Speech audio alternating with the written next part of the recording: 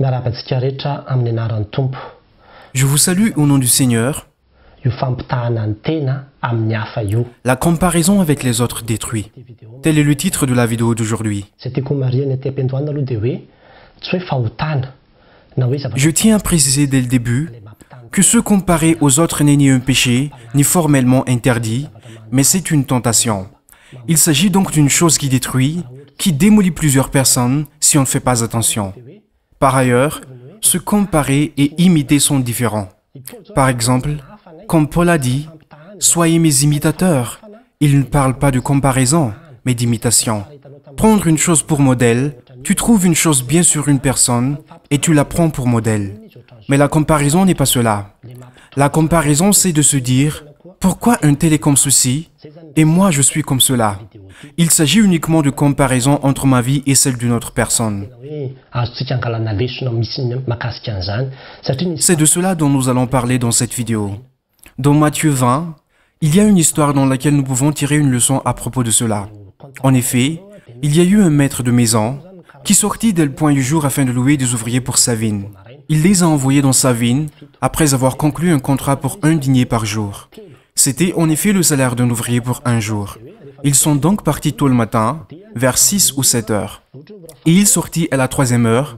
Quand la Bible indique 16 heures, vous n'avez qu'à les mettre au contraire des heures habituelles, et c'est donc l'heure qu'il est à ce moment-là, c'est-à-dire la 3e heure indique 9 heures du matin. S'il parle de 6e heure, c'est donc le contraire, il est midi à ce moment-là. S'il dit que Jésus est mort à la 9e heure, cela signifie qu'il est mort à 3 heures de l'après-midi, ainsi de suite. Le maître de maison est donc sorti à la 3e heure, c'est-à-dire à 9 heures du matin, et il a encore vu des ouvriers sur la place du marché, et il leur a dit « Allez vous aussi dans la vigne, et je vous donnerai ce qui est juste. » Et ils s'en allèrent. Et il est encore sorti à la 6e heure, c'est-à-dire à midi, et également à la 9e heure, c'est-à-dire à 3 heures de l'après-midi. Il en a encore vu d'autres sur la place du marché, et il leur dit « Qu'en est-il de vous? Personne ne nous a engagés. » Il leur dit « Allez vous aussi dans la vigne, et les ouvriers partirent. » Le maître de maison est encore sorti à la 11e heure, c'est-à-dire à 5 heures de l'après-midi, et il a encore vu d'autres ouvriers et il leur a demandé « Que faites-vous là ?» Et ils lui répondirent « Nous n'avons pas trouvé de travail, c'est pourquoi nous restons là jusqu'à la tombée de la nuit. Allez dans la vigne, dit-il, il y a encore du travail là-bas, je vous donnerai ce qui est juste. » Les ouvriers sont alors partis. Le soir venu, c'est-à-dire vers 6 heures du soir, l'heure à laquelle les ouvriers finissent, le maître de maison dit qu'il va donner leur dû, mais qu'il allait commencer par ceux qui sont arrivés en dernier. Il a donné 1 denier à tous, que ce soit ceux qui sont arrivés à 3 heures ou à midi, ou ceux qui sont arrivés à 9 heures du matin. Mais les personnes arrivées de bon matin avaient pensé qu'ils recevraient plus. En effet, comment pouvaient-ils recevoir la même chose que les autres? Il leur a donné 1 denier, et l'ouvrier s'est fâché. Il s'est écrié « Pourquoi nous donnez-vous le même salaire que les autres, alors qu'ils sont arrivés les derniers? Nous avons supporté la chaleur toute la journée. » Le maître de vigne répondit « Non, nous avons conclu un contrat, c'était 1 denier et je vous l'ai donné. Vous n'avez pas à vous soucier des autres, à chacun son contrat.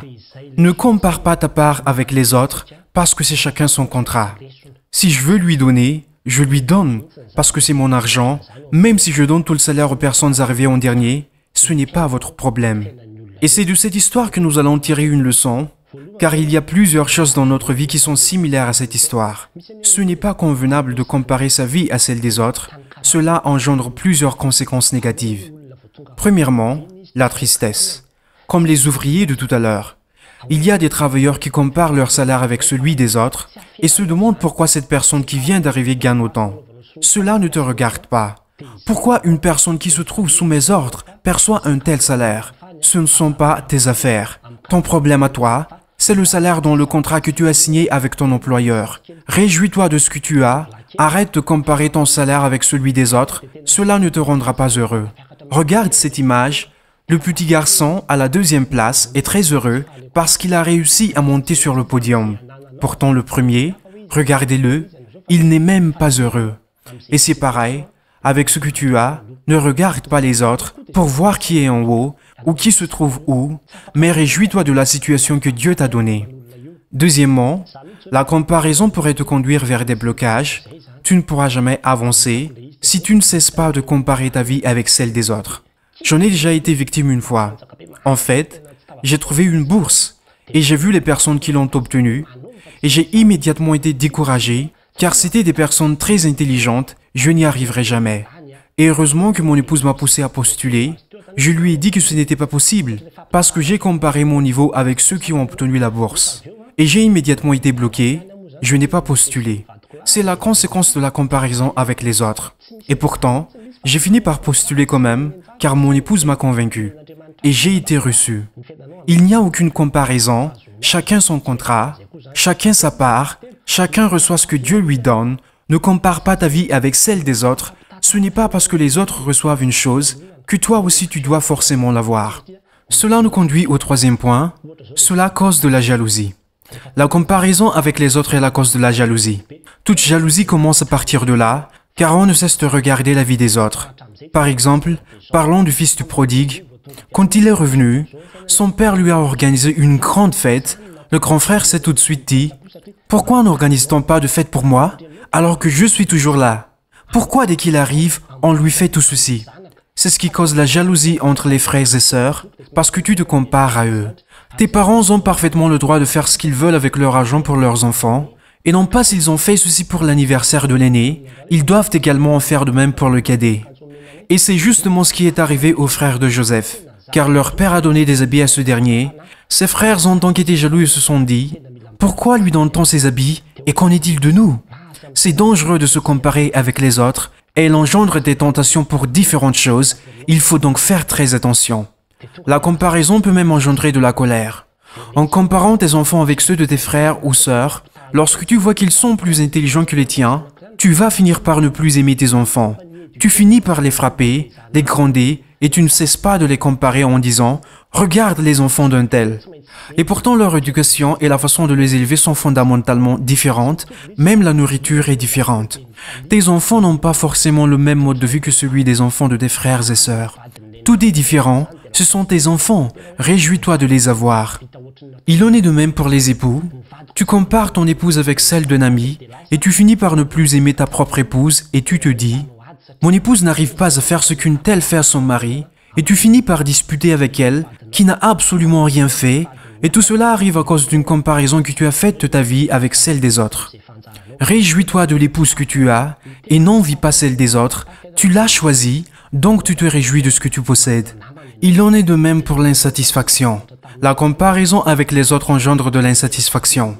Par exemple, tu as un ami avec lequel tu as étudié, ensuite tu as constaté qu'il a réussi sa vie, qu'il est allé quelque part ou qu'il a obtenu ceci ou cela, et toi, tu compares ta vie avec la sienne et tu te dis « Et ma vie à moi alors? Qu'en est-il de moi ?» Tu finis par ne pas être satisfait de ta vie, tu te fâches même à cause de ta vie. C'est la même chose avec ton corps, et pourtant, c'est le corps que Dieu t'a donné, il t'a fait avec un petit nez, c'est ainsi qu'il a fait tes yeux et tes cheveux. Ne les compare pas avec ceux des autres, tu es unique. Tu n'as pas été créé pour ressembler à un tel ou un tel, mais tu es toi. Mais si tu compares ton corps avec celui des autres, tu vas être complexé, tu es découragé et tu n'as plus aucune motivation parce que tu penses que ton corps n'a pas ce qu'il te faut. Ce qu'il te faut, c'est celui des autres. Et c'est précisément ce qui ne va pas, ça engendre de l'insatisfaction. Et enfin, ça crée même de la culpabilisation. Par exemple, on est tous des serviteurs de Dieu et on se compare en se disant « Un tel a fait ceci ou cela, ou a réussi à faire ceci, et tu te compares aux autres. Tu te dis « Moi je n'ai rien fait, on dirait que je ne sers à rien sur terre, et pourtant on était pareil dans le service. » Là encore, le contrat est différent. Chacun sa vocation selon la volonté de Dieu. Pour les uns, c'est peut-être de servir pour les jeunes, donc arrête d'envier la part des autres, mais réjouis-toi de ce que Dieu t'a appelé. Car il est possible que Dieu t'ait placé dans un endroit où tu dois rester jusqu'à ta mort, sans jamais partir. Et il peut également t'arriver que Dieu appelle une personne à plusieurs endroits, et c'est pour cela qu'il ne cesse pas de se déplacer. Et il ne faut pas tomber dans ce piège, car ça conduit à la culpabilisation. Tu finis par penser que tu n'as rien fait dans le service, ou tu penses que tu n'es pas bien parce que tu te compares aux autres. Non, accepte ta vie comme elle est, et accepte-toi comme tu es. Je ne me compare à personne, car je suis comme je suis, ma vie est telle qu'elle doit être. Mijery ny fiainana. Ressentez-le, vivez votre vie sans regarder celle des autres, n'envie pas la vie qui n'est pas la tienne, parce que ce sont ces genres de choses qui causent la tentation et en détruisent plusieurs. Dia zao tsy hoe tsy azo atao mihitsy akory le mampita. Pour finir, se comparer aux autres n'est pas toujours formellement interdit. On peut quand même le faire des fois. On en a besoin selon le cas. Je me souviens de ce que pasteur Emilien Reza Fierson a dit. Si tu commences à te décourager, regarde la personne en dessous de toi. Et si tu t'en sens fier, regarde la personne au-dessus de toi. Voici une situation qui te permet de te comparer aux autres.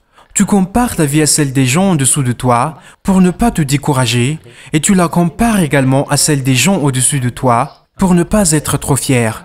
C'est-à-dire que la comparaison avec les autres te conduit à la sagesse à ce moment-là. Mais si tu ne t'y prends pas ainsi, la comparaison te mènera à ta perte. Et c'est pour cela qu'il faut la faire avec sagesse. Que l'Esprit de Dieu nous guide et ouvre nos yeux spirituels pour que nous soyons réellement conscients que notre vie et nous-mêmes sont précieux. Accepte ta vie telle qu'elle est dans sa totalité. Ne compare même pas ta maison à celle de tes amis en pensant que ta maison ne vaut rien, mais la maison de tes amis est grande, elle est très belle et ceci et cela, car chacun se trouve dans la maison que Dieu lui a donnée, donc réjouis-toi de ce que tu as. Ne fais pas un problème du fait que toi, tu n'as pas de maison et que les autres en ont. Les uns ont des enfants, les autres non. La vie de chacun est comme Dieu l'a faite. Réjouis-toi seulement de la situation que Dieu t'a donnée, car c'est ce qu'il a destiné pour toi, donc accepte-le. Ta capacité à accepter tout cela avec reconnaissance t'aidera énormément dans tout ce que tu entreprendras. Avance et arrête de regarder les autres. À Dieu seul la gloire. Amen.